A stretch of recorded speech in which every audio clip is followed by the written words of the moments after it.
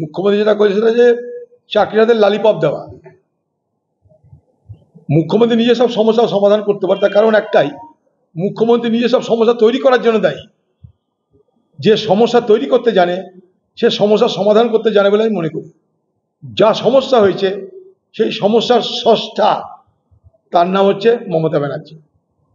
তাই সেই সমস্যার নিষ্পত্তি করার ক্ষমতা তার ছিল, কিন্তু সে করবে না। ভোটের বাজার, পক্ষে বিপক্ষে যারা আছে কাউকে সে চটাবে না।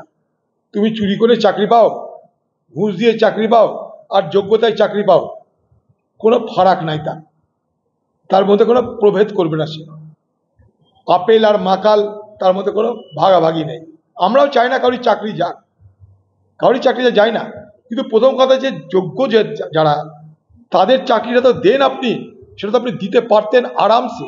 সব তথ্য আপনার কাছে আছে, সব তথ্য শিক্ষা পর্ষদে আছে।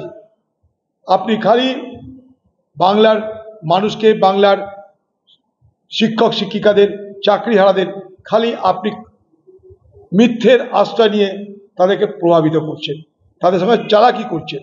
আজকে কিন্তু যা হচ্ছে এগুলো আগামী দিনে যোগ্য অযোগ্য সকলের জন্য আপনি যে ফর্মুলা দিয়েছেন সেই ফর্মুলায় আবার যারা যোগ্য তারা বঞ্চিত হবে। তার কারণ আপনি বেছে বেছে যারা আন্দোলন করেছে তাদেরকে আপনি তাড়াবেন, আর যারা আপনার পার্টির লোকদেরকে চাঁদা দিয়ে, পয়সা দিয়ে, ঘুষ দিয়ে চাকরি পেয়েছিল তাদেরকে রক্ষা করবেন পার্টির স্বার্থে, নেতাদের স্বার্থে। না তো নেতারা ঝাড় খাবে বাজারে। তাই যারা আন্দোলন করছে তাদের জন্য কিন্তু আগামী দিনে বিপদ নেমে আসবে।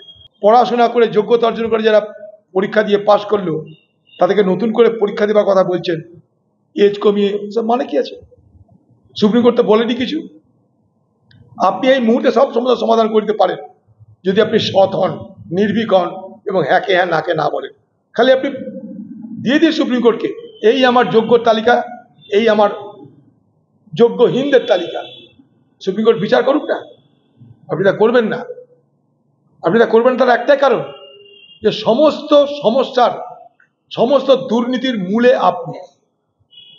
তাই কুলের কথা খুলে যদি প্রকাশ হয়ে যায় তাহলে মূলে আপনি আছেন সেটা জানাজানি হয়ে যাবে।